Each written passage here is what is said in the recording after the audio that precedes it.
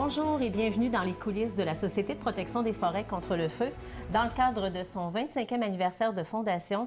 Alors voilà, nous sommes dans les coulisses et Sylvain Tremblay, qui est directeur de la base principale de Roberval, lui compte plus de 30 ans de service à la SOPFEU. Bonjour Sylvain. Bonjour José, bonjour tout le monde.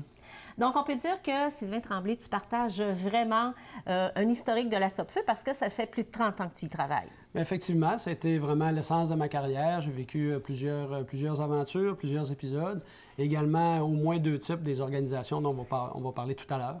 Donc, oui, on va essayer d'illustrer tout ça. Sylvain, la SOPFEU, oui, ça fait 25 ans que ça existe depuis 1994, mais la protection des forêts contre le feu existe bien avant ça.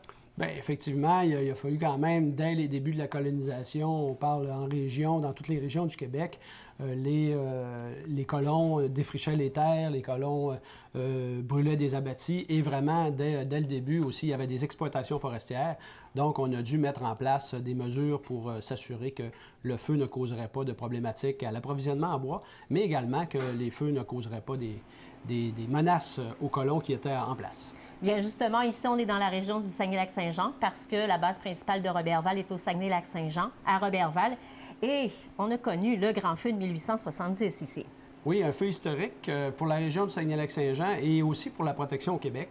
En fait, ce feu-là a pris naissance probablement à plus d'un endroit. Hein. On sait que c'est plusieurs feux d'abattis qui se sont probablement réunis. Et quand même, on parle de dommages qui partent de la rivière Mistassini, au nord du lac, jusqu'à la baie des Hars. 500 familles ont été ruinées, leurs propriétés brûlées, 7 décès, des centaines de blessés. Donc, vraiment, on a pu constater dès cet épisode-là, qui a été un déclencheur solide, là, que la réglementation devait s'adapter. Donc, une réglementation, et évidemment, c'est le gouvernement du Québec qui devait y participer à cette réglementation-là.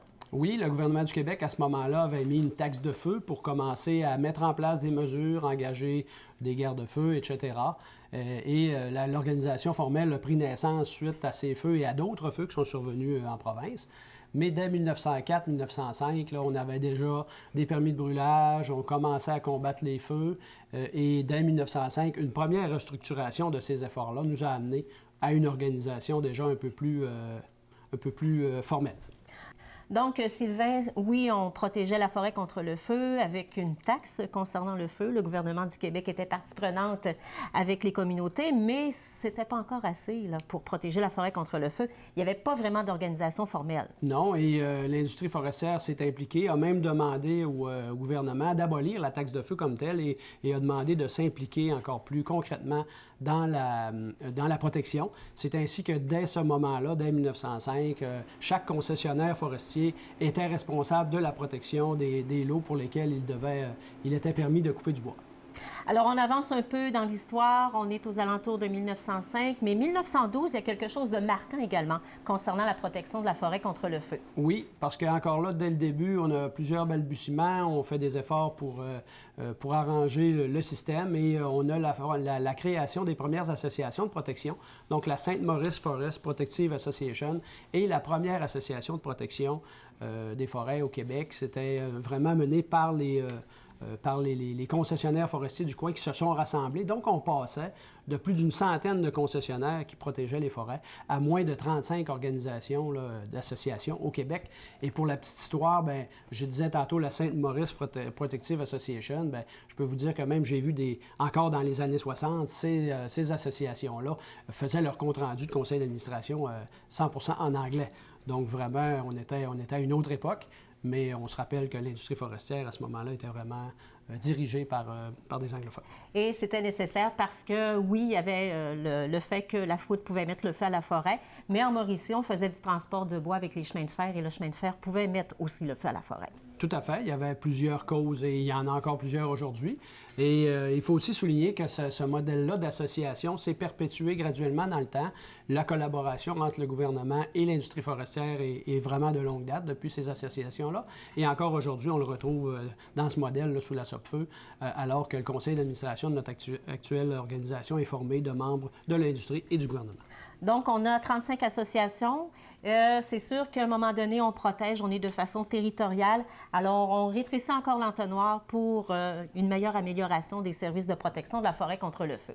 Oui, en fait, les 35 associations de protection dont on parlait tout à l'heure avaient des grandes qualités, mais aussi avaient le défaut d'être très morcelées. Et avec le développement de nouveaux outils comme l'avion-citerne, la venue de l'avion-citerne, etc., chacune des associations était incapable de se payer une flotte d'avion-citerne, entre autres, parce que trop petites chacune. Donc, on a fait une réorganisation encore. Et en 1972, les sociétés de conservation ont été créées. Il y a eu 7 sociétés de conservation qui, sur le même modèle, public-privé, si on veut, ont été créées pour protéger le territoire québécois. Donc, on se rappelle, entre autres, ici au Saguenay-Lac-Saint-Jean, on avait la Société de conservation du Saguenay-Lac-Saint-Jean. Il y avait des installations à Saint-Honoré et aussi des installations à Roberval. Absolument. Et ces organisations-là étaient vraiment en amélioration continue. Par contre, un des défauts d'avoir encore 7 organisations, c'est la multiplication. Donc, on avait 7 fois les frais. Le point de vue provincial était plus difficile à gérer. On commençait à mettre en commun les ressources, mais pas au point souhaité, encore une fois. On commençait à gérer la flotte d'avions-citernes de façon provinciale. Donc, vraiment, c'est une organisation qui permettait de faire un pas de plus dans l'optimisation de la gestion de la protection des forêts. Et Sylvain, ce qu'on peut dire également de ces 7 organisations-là, donc on s'est amélioré. Sauf que on était encore territorial parce qu'il y a certains feux de forêt où on attendait un peu à savoir est-ce que c'est moi, est-ce que c'est toi? Absolument. On a vu certains incendies critiques où, lorsqu'ils étaient, on s'appelle dans le jargon du temps, de l'autre côté de la ligne, bien, on voyait les gens du même système provincial, mais d'organisations différentes, attendre que leurs voisins, dans le fond, responsables d'un certain incendie, s'en occupent. Donc ça, vraiment, avec la création de la SOPFEU, qui est une organisation provinciale sans aucune frontière. Alors vraiment, on voit que les attaques dorénavant sont faites par les ressources les plus proches ou les plus disponibles.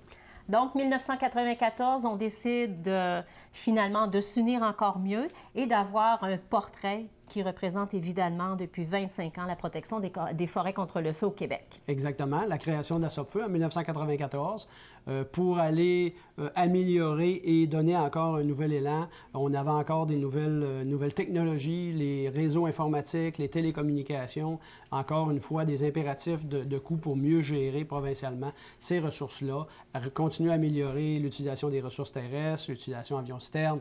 Donc vraiment, depuis 1994, l'organisation est intégrée à l'échelle de la province et on pense que c'est vraiment une situation qui fonctionne très bien aujourd'hui. Et on peut intervenir de façon interbase, donc toute la province est protégée avec les ressources et les bases. Donc, on a un siège social, évidemment, du côté de l'aéroport Jean-Lesage à Québec, mais 4 bases principales dans l'ensemble du Québec. 4 bases principales et les ressources sont intégrées, les formations sont standardisées, les équipements. Donc, les employés, quelle que soit la base en province, les employés de Bécomo, des bases de Val-d'Or, Maniwaki ou Roberval, sont capables d'interchanger leurs positions et d'aller s'entraider d'une région à l'autre de façon très rapide. Mais Sylvain, il y avait toujours, au niveau de l'historique, depuis le grand feu de 1870, de la prévention à faire. Et ça se faisait de façon particulière. Bien, oui, la prévention était très importante et il fallait toucher les communautés. Et les communautés, on parlait au tout début qu'on était en colonisation, donc beaucoup de petits villages un peu partout. Alors, à ce moment-là, dans les années début 1900 et jusqu'aux années 1960, on a eu beaucoup sur le terrain la présence des gardes-feux. Les gardes-feux étaient des gens du village désignés, engagés pour la protection. Et le garde-feu avait tout un statut dans chaque village. C'était vraiment un statut imposant parce qu'il traitait d'un danger. Et presque une police aussi, parce que lorsqu'on voyait arriver le garde-feu dans les installations de village, d'abord les enfants avaient peur et puis les gens qui voulaient utiliser le feu en forêt, bien, avaient un petit peu de calme dans l'utilisation du feu. Presque une police, oui. Et son patron, l'inspecteur, alors lui, quand il arrivait dans les villages, faisait sa tournée, il arrivait avec un certain aura également, et arrivait même, dans certains cas, pour certains inspecteurs, et lorsque le service de prévention s'est doté dans les années, je pense, 30 et 40, de machines pour faire les vues. Alors vraiment, ces gens-là arrivaient avec le cinéma dans les villages. Pour certains villageois, on n'avait jamais vu d'images mobiles, dans le fond, plus hautes que des photos. Et vraiment, on peut dire qu'au Québec, dans plusieurs villages du Québec, les premières images que certaines personnes ont vues dans les villages, c'était des images de prévention des incendies contre le feu. Alors à ce chapitre-là, on était très technologique. Les affiches vintage étaient assez moralisatrices, on peut dire. Oui, parce il fallait quand même faire réfléchir les gens et le côté coercitif envers les colons était difficile dans le sens qu'on ne pouvait pas arriver avec des amendes, des choses comme ça. Les gens n'avaient rien.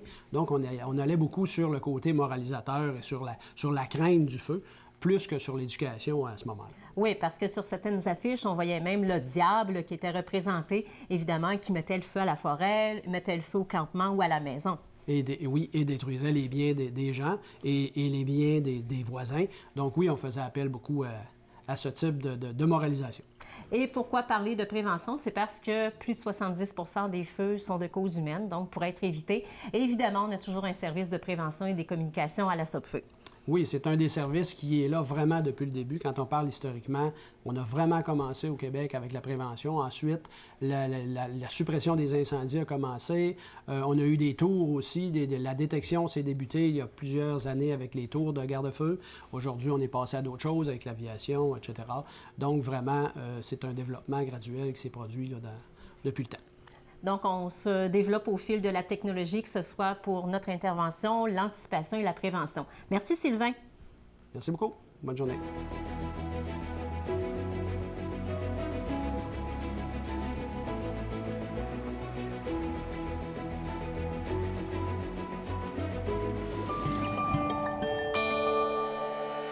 Nous TV, fiers de faire rayonner notre communauté.